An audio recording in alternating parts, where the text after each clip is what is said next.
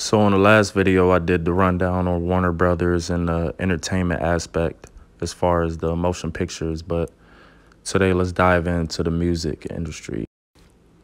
So Warner Brothers, Warner Music Group specifically, is a parent company to a lot of the labels that are currently in the hip hop industry, right?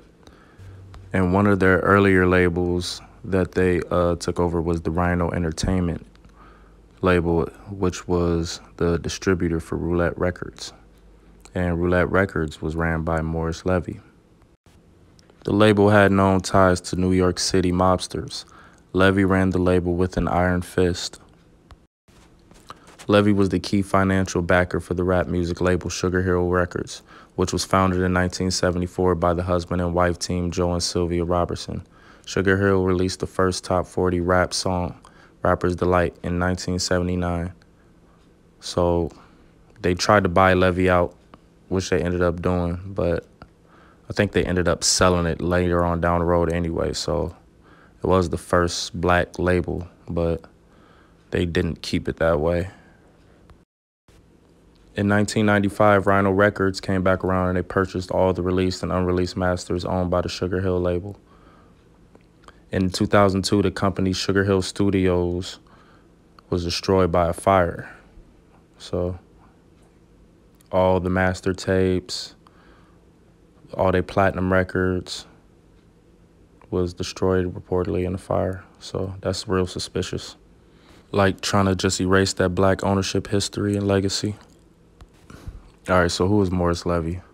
An American entrepreneur in the fields of jazz clubs and music publishing in the independent record industry. Levy was the co-founder and owner of Roulette Records, aka Rhino Records, founding partner of the Birdland Jazz Club and the Roulette Room. He was a prominent subject of investigations into organized crime in the music industry and was convicted of extortion shortly before his death. Levy, who went by Moshe or Mo, was described in Billboard magazine as one of the record industry's most controversial and flamboyant players, and by Variety as the octopus for his far-reaching control, disproportionate to the size of his companies in every area of the record business. AllMusic described him as a notorious crook who swindled artists out of their old royalties. Levy falsely took writing credit in order to receive royalties, enriching himself at the expense of many of his signed artists, especially black R&B artists. Fort Lauderdale, Florida, February 1980.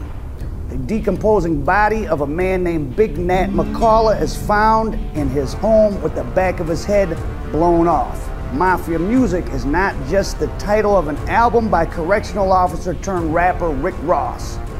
Mafia has infiltrated the music industry from day one. In fact, it helped build up the music industry into what it is, from rock and roll to rap, but especially in R&B music back in the 60s, 70s, and 80s. And a guy named Morris Levy, who was Nat McCall's one-time mentor and boss, was perhaps the music industry's biggest gangster of his era. Nat McCall was Levy's business partner, bodyguard, and protege. And Big Nat would have never been knocked off without the go-ahead of Morris Levy and his Genovese Mafia backers in New York.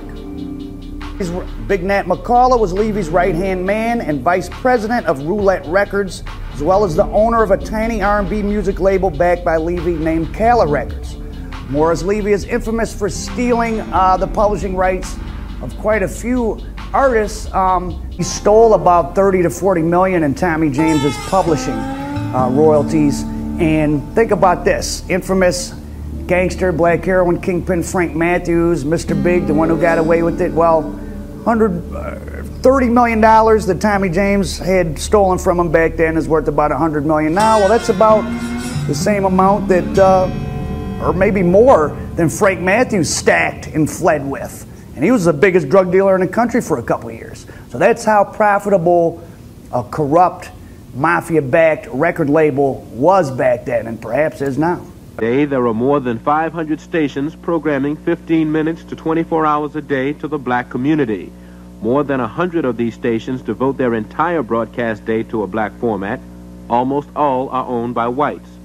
There are several in the Washington area. On Progressive 96, WHUR-FM. From OK100. Right here on Wing Radio. Of editorial opinion with WOL. WOOK, which adopted a black format in 1946, is still a leader today among local black stations. However, management feels that the station's black identity and success are results of appealing not just to a black audience, but to a general audience through black music. I think a mass appeal station, a good radio station, is the first thing that we try to create. After we've done so, and as a part of doing so, we try to become a black station. We do so with black performers and playing pretty much exclusively black product. OK100's format, called Sound of the City, gives the station its urban identity. We find that by concentrating on this image, it's a programming. Yeah, he said it right there. It's a programming now. Especially with the way music is going nowadays, they want to keep us in a low state of mind, low frequency. And these companies, they target these young artists who are like actively in the streets and doing things and get them caught up. They put life insurance policies on these rappers and they kind of enable them to be in drama and getting caught up. So we'll dive into that next episode, and we're going to really get into the hip-hop history and rap history and how these people try to influence that energy.